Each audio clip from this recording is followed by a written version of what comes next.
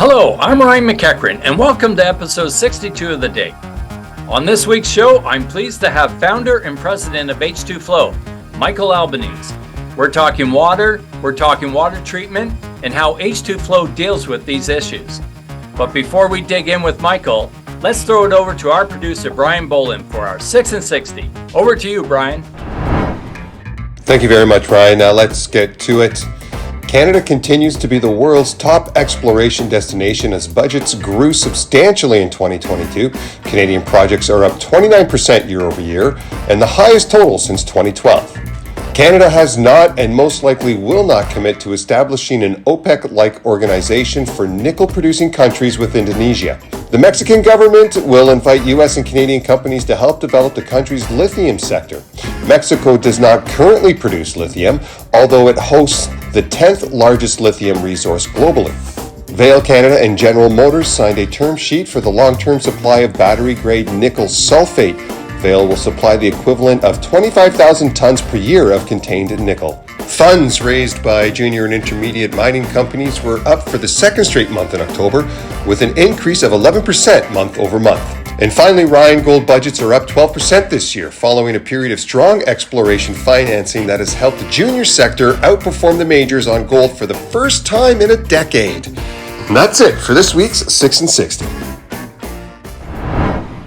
Thanks, Brian. Every mining project is unique and comes with its own specific challenges and needs, including water treatment. It seems simple on the surface, but in reality, it's one of the most important and complex parts of a mining project. Michael Albanese has over 30 years experience in water treatment. He's seen it all and has provided meaningful solutions to mining projects all over the world. With that, I'm pleased to have Michael on the show. Hello, Michael. Welcome to The Dig. Good morning. Pleasure to be on board. Excellent. So I hear you're celebrating 30 years of being a business, and as the founder and president of the company, that's quite the achievement. So congratulations on that. I was wondering, with that, could you quickly kind of tell us a little bit of H2Flow as a business, and how'd you get to here? Sure, I'd be happy to. In fact, we did start in January 1992. It seems not too long ago, but it was over 30 years ago. In fact, in January of next year will be 31 years in operation. And the way the company was started is that I had a background working for some manufacturers in the wastewater treatment business, and decided to become a business that would supply technologies and equipment directly to clients. And back in January 1992, the primary users of water treatment and wastewater treatment equipment were municipalities, followed by industries. And when I first started the company, municipalities were very slow to adapt to relatively new technologies. And so in order to stay alive, frankly, I turned into the industrial market. And at the time, the pulp and paper sector was very active in meeting effluent regulations. And so for the first 6-7 years of the company's existence, that's primarily what we did, was pulp and paper treatment systems and equipment for wastewater. We never lost the focus on the municipal side, but that came later. But our roots were founded in the industrial sector to provide goods and services to the strict requirements that the industrial customers needed. And so we then went towards the mining and the food and beverage sectors of the industrial clients. And right now, the majority of what we do for projects are mining related, food and bev, and of course we still do some municipal as well. The pulp and paper, unfortunately, to say in Canada, it's really not so active anymore. So, right. Well, and with water, it's such a hot topic in mining. It's one of the kind of three. When we look at trends, we see the industry trying to reduce its energy intensity and increase that, with energy, water, and then of course the carbon footprint. But water is really a primary issue. and that's a global one for mining. So how does H2 Flow address those challenges for their customers in the mining sector? Well, it's a combination of having the right technology and the right engineering that put together come up with treatment solutions. So at the moment in the company, we're 55 employees. Probably about half of them are about engineers, and the other half is support, service technicians, and what have you. We also have a shop people.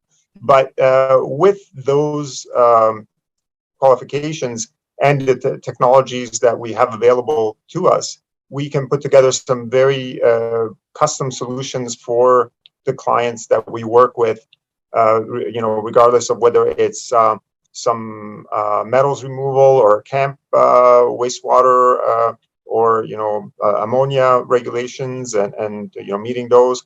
And we've done all those, all of the above, actually. Okay, so it sounds like it's a very, would I be wrong to say it's a very customized approach of how you work with with that such a bench strength of engineering talent in your organization? It sounds like that's a big piece of how you solve the issues for your clients. That's correct. Not every project is similar to another. So each situation is unique, and each wastewater or water is very specific with the contaminant loads and what they have to meet for effluent criteria, the treatment involved, the location where it's located, and so everything makes a unique mix. So it has to be looked at individually. Sure, it's not a one brush fits all, and you just paint it all with the same brush. You don't get the same results. Obviously, you have to tailor it for each application. Right. So when you look at the mining industry, what are you seeing as some of the kind of the key trends in the mining sector that we're actually having to address? Well, we of course there's always been the domestic treatment of the camps and the people being on site. And so that's pretty much a given, and that's been going on for a very long time. But now with newer regulation require treatment for mostly the tailings and the MDMER. And so the emphasis is really on metals removal, on ammonia removal, toxicity of the effluent streams. And those are really the trends, and we're seeing those in Canada and elsewhere. But so when we're talking about these regulations and effluents that are required, are they site specific? Is that what? Because I've heard there's a complexity to these Yes. These regulations. It's not just right across the board or something.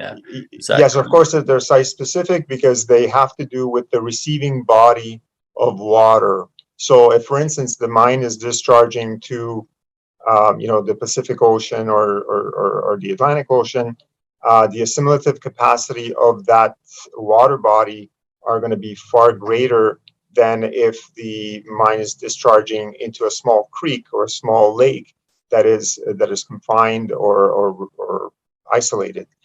So yes, absolutely, and usually it's the provincial ministry and sometimes the federal Environmental Protection Agency that looks after and dictates, look, you have to discharge to this criteria in this receiving water body stream. Right. And you said you're seeing this kind of start to happen a lot more globally. These stringent requirements are happening everywhere in the world. In some places more than others. Obviously, it has to do with enforcement and regulation and the laws in place. Right. Okay. That makes sense. If we can kind of talk a little bit also about some of the challenges we've had. We're all, it seems like coming out of the pandemic is we've talked about it a lot in this on our show, and people have lived it, and we kind of almost want to put it behind us. But we noticed with a lot of companies coming out of the pandemic, and then this year also with the Ukraine war, these big global impacts have really disrupted our supply chains and raw materials. And how are you being affected in regards to that? Well, we certainly lived through it and are still living through it. Yeah. I would say that things are getting better from a supply chain logistics point of view, and from just a general availability of goods and services and products. However, one thing that is to note, and that is I don't think it's going away, is that prices have increased, and they are here to stay. We're not seeing prices go down for certain things that maybe back in 2019 were 50% less. And not to say that every single thing has gone up, but we have definitely noticed a price increase overall across the board on everything, whether it's just raw material goods or even finished products, especially electronics. I guess it has to do with the microchip shortage and so forth. But if you're trying to, say, for instance, get a control panel to run a PLC for a system, really the time involved to get that and the cost that you're paying for it now compared to before is drastically higher.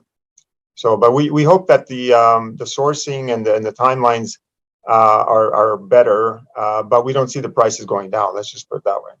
Right. And I think we hear that from quite a few companies that and economists too, that there's people are saying we're going to run into a recession in the future here, but they said, but don't expect the prices to change much. So that's it's not it's murky waters. I'll say that for sure moving forward. But that's an interesting observation on your part.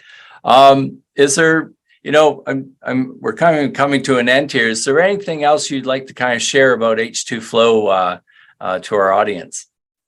Sure. So we're a Canadian company. So our headquarters is in the Toronto area, in Vaughan to be exact. We've been around for 30 years, as I mentioned. We do have offices in Montreal and Vancouver. We do not only work in Canada. We do work in the U.S., and we're doing quite a bit of work in other areas such as Africa and South America.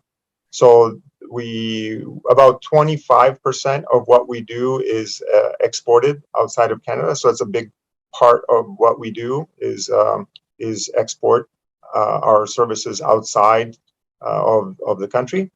And we like to add value. We like to bring value to our client and actually work in a very collaborative way to give them what they require to meet their treatment solutions. So we usually like to maintain a very long-standing relationship with them. It's not just, okay, here's your equipment, we're leaving. We usually stay around for the long haul to make sure that we're a long-term partner with them. Right. Well, that makes complete sense. So, well, I want to thank you, Micah, for taking the time to be on the show to share and celebrate this milestone of H2 Flow, and also get a better appreciation of what you do to help customers and share a little insight on the trends that are happening in the sector and supply chain writ large. So, thank you very much for being on the show. It's been a real pleasure. Thank you. It's my pleasure to be here. Thank you. That's it for this week's episode. I'd like to thank our guest, Michael Albanese. Remember, you can follow us on Twitter at Mining Suppliers and LinkedIn, and subscribe to our YouTube channel for current and past episodes of the day. Thanks for joining us. Until next time, I'm Ryan McEachern. Take care and stay safe.